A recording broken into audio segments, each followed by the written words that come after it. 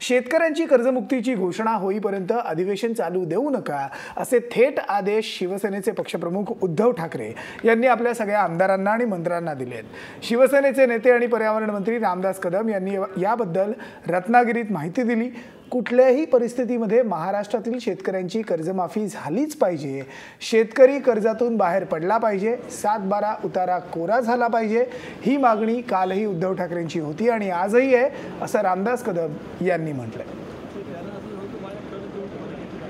ठाकरे यांची भूमिका शेतकऱ्यांच्या बाबतीमध्ये स्पष्ट आहे की कुठल्याही परिस्थितीमध्ये महाराष्ट्राच्या शेतकऱ्याची कर्जमुक्ती झाली पाहिजे, कर्जातून बाहेर पडला पाहिजे, 7/12चा उतारा कोरा झाला पाहिजे, ही मागणी कालही उद्धव साहेबांची होती, आजही आहे।